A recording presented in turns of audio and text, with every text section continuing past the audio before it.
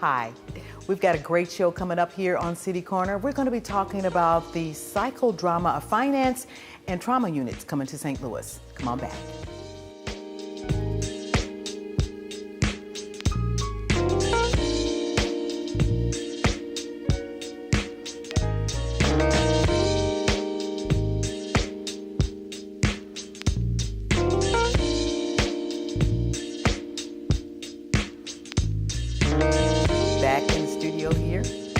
City Corner. I'm Robin Boyce, and in the studios with me right now is Miss Linda Walsh, who is the author of a book called The Psychodynamics of Finance. How are you, ma'am? Oh, I'm wonderful, Robin. Thank you so much for having me Yes, today. thank you for coming back, because we talked with you briefly a little bit, probably early on in the year. Yes. And we had a bunch of authors on, and you came on with me. Thank you very much. Didn't get a chance to sit down and talk with you at length about what your book has done to help people behaviorally with finances. Finances can be a little scary for people. Learning how to save money properly, learning how to open accounts with reference to checking or savings accounts, and just really respecting money properly. Tell us more about your book. The book, The Psychodynamics of Finances, the subtitle is Understanding the Emotions and the Thought Processes that Shape Our Financial Behavior. The book consists of 10 financial behavior models that any reader will find themselves in one of those models. Oh, yeah. Because you read the book, you know how that goes. And then we also talk about how people and why people request and why they deliver personal loans to each other. That's a big issue. Personal loans, explain that. Yes, that's if you have a friend or a relative that asks to borrow money. We could categorize those people in different categories in the book. One of them is the mathematician. And the mathematician borrows money from friends and relatives because it's free. Okay. Then generally that's the case. Yes. Generally people are not looking to a family member or whomever a person is loaning money to is generally not really looking for that money to come back. But there are a lot of folks who definitely want their money back. Yes, there are definitely people that want their money back. But if they were to go to a bank, the bank would charge them interest. Yes. Usually the relatives would not. Yes. And then we also talk about once you acquire assets, how do you keep them? Yes. The linchpin of the book consists of a purchase analyzer, a purchase decision analyzer. So it doesn't matter if you're buying an iron or a house. Okay. You can use this timeless tool to evaluate if this is a good purchase or not. Okay. And we also have a loan decision analyzer. And that loan decision analyzer will help you to decide if you need to actually loan the money to a relative that's asking. Unfortunately, usually when there's a couple involved, one person wants to lend the money to the relative, the other person doesn't. Now we have a mediator. It's called the loan decision analyzer. Okay. And if you go through that process, that will determine whether or not that is a good decision. Is it a healthy or a good idea to loan money to individuals? I mean, or is that something that people should step back from, like, for example, signing off on a car for someone or that's trying to get a loan or whatever, co-signing, which is kind of a, well, not kind of, it's a biblical stanza that says, no, don't do that. Yeah. Well, the co-signing for the loan, when you co-sign for an auto loan, you're actually lending the person that you're co-signing for your credit. Because if that person fails to pay the note, then you are ultimately responsible. You have to step in and pay for it, or you have to suffer the consequences on your credit if that is not paid. And we actually have a scenario in the book. Everything in the book, we have real life stories that everybody can relate to. Finances has been this complicated, complicated why is that subject? Why has money always been a kind of subject that people really don't sit down and talk about and or not taught in the schools? Oh, that's a good It's just not question. taught in schools. I mean, really, I did not learn how to open a checking account in school. I did not learn how to save money in school. I didn't learn any of those things. And the question we've asked several times, I worked with a group for a long time here in the St. Louis area, the St. Louis Unbanked Task Force, which said there's a whole lot of people who are totally unbanked in this community here specifically. Why don't we have those tools in classrooms to teach people how to deal with money? Well, we need to have them in the classroom. And that's one of the reasons why I wrote the book, so that they could have a tool to put in the classrooms to be able to explain to the students before they get to the point where they have a job and have to manage their own finances, what are the psychological and emotional processes that go into our financial behavior, because we are who we are. We're all made to be rewarded, but we can reward ourselves without sabotaging our finances. But that has to be a learned behavior. And how can you learn something if it's never taught to you? Right. And in our generation, we have probably the most competition that we have had for our funds. What do you mean now? What I mean by that is my parents, there was no competition for their money because nobody wanted them in their stores. Got you. Okay. Okay. Okay. Right. So basically they bought the necessities, and when they walked into a place where they were unwelcome, they put their money in the pocket and went home. Okay. Now, our generation, everybody wants our money. When you talk about marketers, they spend millions of dollars.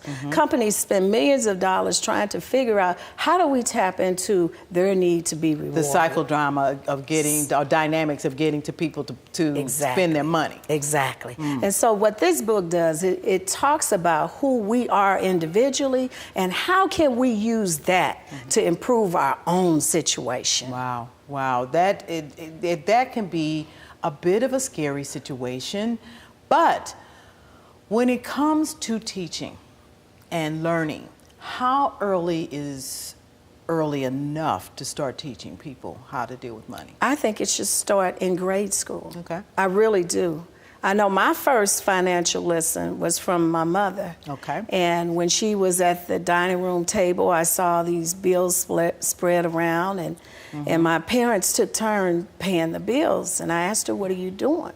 And she explained to me what she was doing, and she said, "You always pay for your roof first. If you have friends, they'll feed you." So nobody will turn you down for food. Right. And then my father would also, tell us about living below our means and things of that sort. So we grew up Which makes sense. We grew up really in a teaching household. However, everybody doesn't have that. No. And that's not everybody's situation. So it needs to be taught in school, but they also need to teach people about who they are and that they're okay. And that they can come up with a financial plan that actually will suit them. Right. Because for a long time, people don't feel really good about themselves because they're probably not making the kind of money they know they deserve to make based off the kind of experience they have, the degrees they've gone after, et cetera, and they know they should be doing better, but because of a flat market or whatever the situation may be, they're not making that kind of money. So therefore, they feel sometimes, well, maybe I could go on ahead and buy X, Y, and Z, or they may decide to go on and get that dream home. Yes. And then not realize, oh God, I've got MSD to take care of, I've got Ameren, I've got Spire, I've got all these other things that go along with this house. Yes. And house insurance. People don't realize those things when they're getting into a home situation, and they say, okay, but I'm going to do this anyway, and then they've got this big debt on a monthly basis and nothing to eat, or they can't buy food to eat. So that can get a little scary sometimes. Well, the interesting part, and I've owned a real estate company for 25 years. I've been in real estate for 32 years. And I always counsel people about those extra costs. When the banks and the lending institutions qualify you, they do not take those things into consideration. They don't. They really don't. But I had a worksheet so that people can make up their own minds what they qualify for based on their lifestyle. Right. Some people have parents and relatives out of town that they go see every year or twice a year. Some people have certain events. Those are lifestyle things. Right. Even after you acquire what it is that you want, you're not going to stop doing those things. Exactly. So that's why it's an individual financial success is individual. As far as I was concerned, for what I would consider financial success for me, it was not the acquisition of things, although I did acquire some things. It was the flexibility as a single parent to be able to go to the school when I could, right. to watch band practice for one son that was a musician, to watch the races when my son was in track, my other son was in track, to take care of my parents, to help take care of my ailing brother. So that was success for me. That may not be success for other people. Right. So each person has to determine what their financial goal is going to be. And unfortunately, according to the Bureau of Labor Statistics, guess how long people are on the jobs on the average now? How long? 4.6 years. And if you're the age of 24 to 35, you're only going to be on your job for 3.2 years. Okay, so people are not staying on jobs longer now? That's just their reality. The reality. That's the reality of the job market. So there are no more 35 years on a job. There are no more 40 years on a job. No more pensions. No more pensions. Those are gone as well, even though we now have opportunities to create our own pensions, depending on what it is we can do with reference to self-employment or what we can do with the jobs that we can get at this point in the game. How soon should people start saving toward, if they, well, it's not about it if they can, but how soon should people start saving toward retirement? Oh, you should start saving towards retirement as soon as you get out of high school. Okay. As soon as you get out of high school. Okay. Put some money. I don't care if it's $5. There you go, because my mother would say that all the time. Yeah, I don't it care what it is. doesn't matter what it is. Put money aside.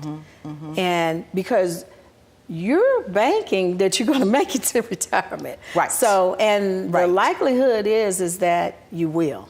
Right. So there are so many people that get to retirement and they never thought they would make it there. No, they never thought they would make it there, or that that it would show up and they'll turn around and realize, oh God, I didn't do exactly what I needed to do to save toward this, because you don't know how long you're going to live after that retirement situation is over. I've become this kind of retirement guru here recently, only because I'm trying to get there. Right. And I notice a lot of friends now want to take their Social Security so early, and I'm like, why are you doing that? Why don't you just hold off a little bit? And they're not understanding where I'm coming from. I'm like, look, this is what you could do down the line if you just held out just a little bit longer. But then I understand where they're coming from too. They're tired. They're ready to retire and just do their thing. But it's a toughie, and again, talking about money, talking with people about their money can be a little scary for some folks. They really are not sure what's going to happen, but it's the unknown that people need to find out about now, right? Yes, you're 100% right. And I encourage them to get the book. Yes. So that and there's a companion workbook. Yes, that sounds awesome. And also, if they want, I would be willing to do a consultation with them. Well, we've got the website set up, your website set up for people to go to. I want to thank you so much for coming on this program and talking with us more about the psychodynamics of finance. I appreciate you so much. We got to get you back on and talk some more. Do a nice little checkup, find out where people are, and maybe give them some exercises to check on for the next time when you come back. Okay. Thank you so much. Thank you. I want to thank you so much for tuning into this segment. We've got some more great information coming up on trauma units that are now being set up in St. Louis. Come on back.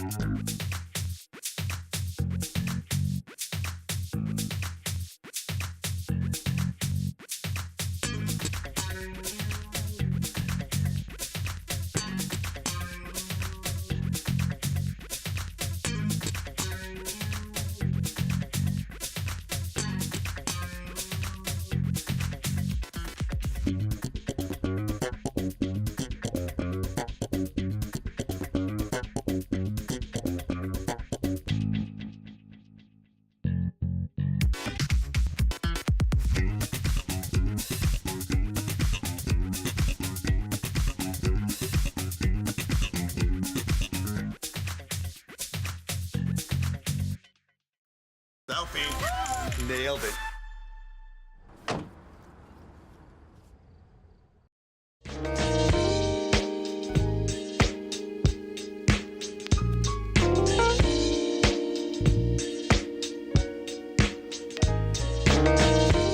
Hi, I'm Robin Boyce, and welcome back to City Corner. In the studios with me right now is Miss Marcelle Perry-Roan, who is the Director of Community Outreach for Better Family Life. How are you doing, Miss Marcelle? I am blessed, Robin. I know you are. You're looking blessed Well, and thank you. doing the best.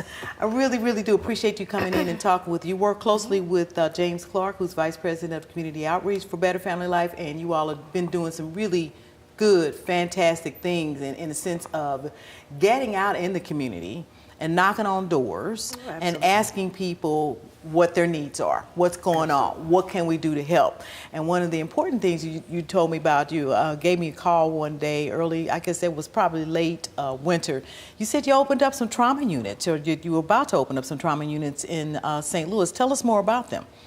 Okay, well, St. Louis, much like many urban cores, have a great deal of trauma that takes place for families who live in certain neighborhoods and certain environments.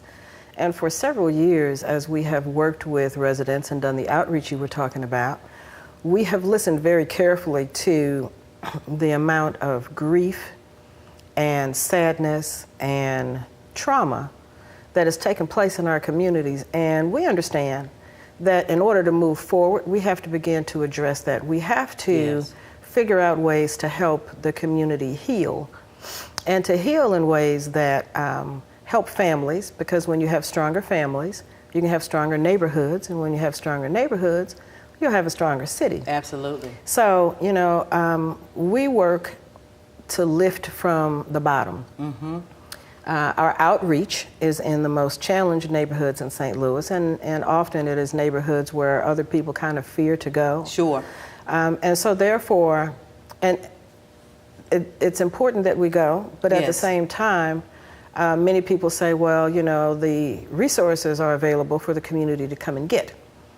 And we understand from knocking on doors is that there are a number of reasons why people do not come out to get the resources that are available. Why not? Because I've been a part of those groups that have had the resources available and nobody showed up. So what's going on? Well, there are a number of things. One, a number of people in our more challenged communities have barriers, and some of those barriers look like literacy issues. Okay. Okay. And so when they show up and they're pretty much met with, here's a piece of paper, read it and fill it out. Gotcha. That becomes a challenge to some.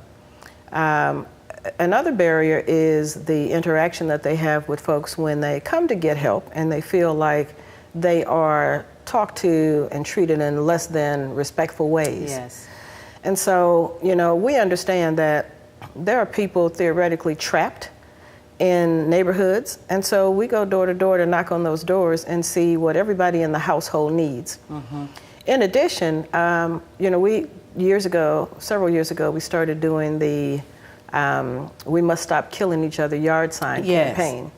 And as those yard signs went out, and we've got over 16,000 out now, that people are maintaining, some for years, they're almost collector's items. They are, yeah. But people began to come into the facility and say to us, you know, we see the signs, we understand what you guys are talking about, but, you know, my son was killed, and, you know, I feel terrible, I can't get it together. And so after several years of hearing that, we began to think, okay, what can we do? There's counseling available, but counseling has a stigma in the Black community. It does. Many times we think that if we're going to counseling, it's because there's something wrong with us psychologically. Right. And nobody wants to have that be said. Right. So we're trying to change the language and the messaging around the help that's needed, because a lot of what we're offering is grief counseling because of the trauma that families have suffered in losing loved ones in tragic circumstances. Right. Some of it's gun violence, some of it's heroin overdoses. And so each time we identify an area where we can provide some resources and assist the community in healing and addressing the issue from a household perspective, we try to take the opportunity to do that. I had an opportunity to come to one of the trauma units that you all had set up at St. James Church over in the Ville, historical church there that has been in that community for 100-some-odd plus years. Met the pastor who was just on fire. And he is also, in addition to the trauma unit, created a healing circle. Yes. That he hopes will help people understand that this is a safe place for you to come and grieve. If the director back there could show some of those pictures of the church and the place where we had an opportunity to see grief counseling at work. It really made a big difference to see someone on a corner of a church cooking some hot dogs, which is, I understand, another campaign that Better Family Life put together called Grills to Glory? Yes. Okay. And 42 churches participated this past weekend? Yes, the inaugural weekend we had 42 churches. I was really, really happy to see that. I got a chance to, I just said, let me go through the old neighborhood and see what's going on. When I left that trauma unit, I decided to go on down St. Louis Avenue towards Kings Highway. And several churches I saw had grills out in front of their churches. Absolutely. And they were heating up hot dogs, getting them going. Families were coming outside, talking. It was a good thing. What is the hope to happen to have this Grills to Glory going on in conjunction with the trauma units? What is the hope there? The hope is that we can pull residents out of their homes and give us and others who care an opportunity to talk to them, to just meet and greet, and let them know that there are resources and there's someone in the community who cares. We feel that the church is the pillar of the community, always has been, and should be returned to that status. So as we're working to make churches a centerpiece in the community, primarily because it's one of the most prevalent institutions that you will find in our challenged communities. And so because there are so many, we are hoping that a family need walk no more than 2 blocks to the nearest church and knock on the door and say, my family is having this kind of challenge. And there's someone there who can say to them, come in, sit down, let's talk.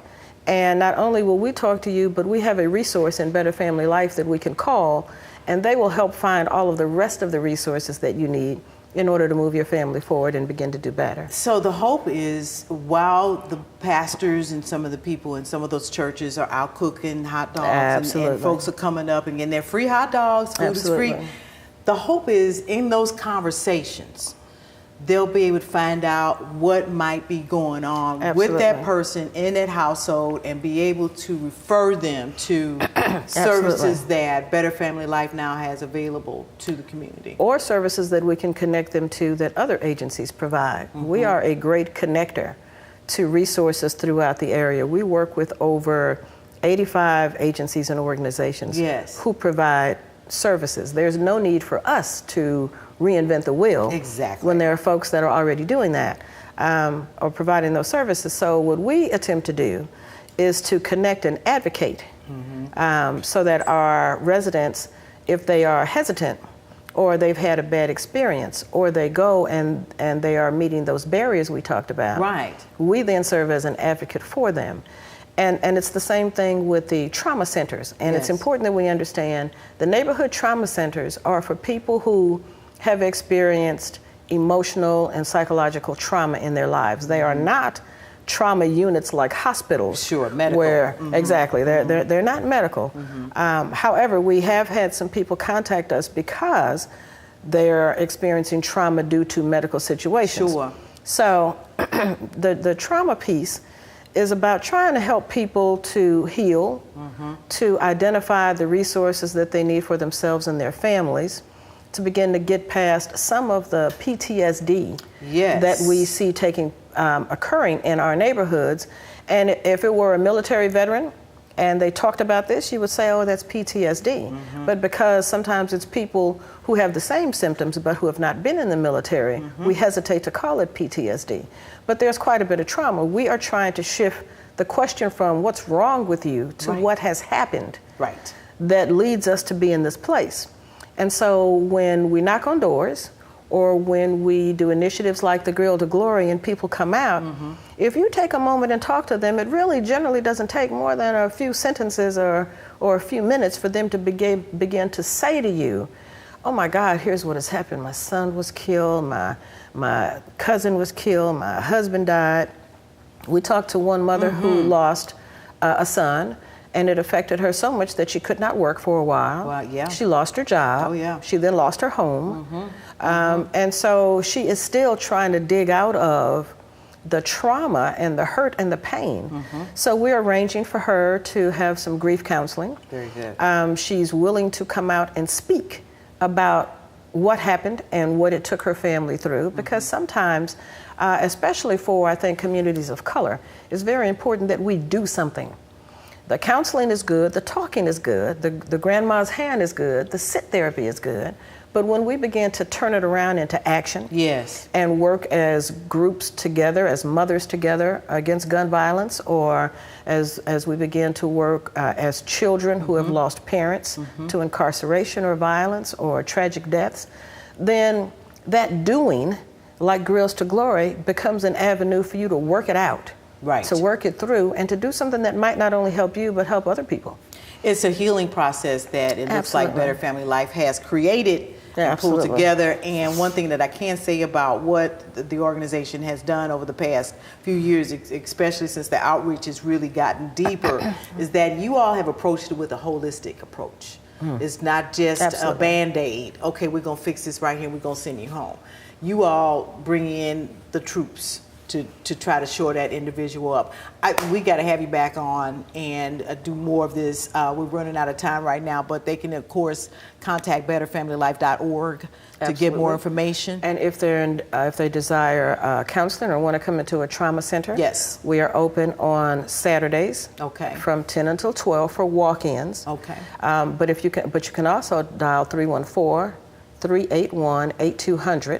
and talk to someone, and we'll set you up an appointment and we'll move from there. I really appreciate you, Ms. Marcel, for coming in and talking with us again about the trauma units that have come to St. Louis that are helping folks out, and whatever we can do to continue to get the word out there about what Better Family Life is doing, let us know. Absolutely. We will come back with some folks who have engaged in the process. Thank you. And listen to what they say. Let's do that. Thank you so much. Thank you. I appreciate it. All and right. Thank you so much for tuning in to City Corner. We'll see you next time. I'm Robin Boyce.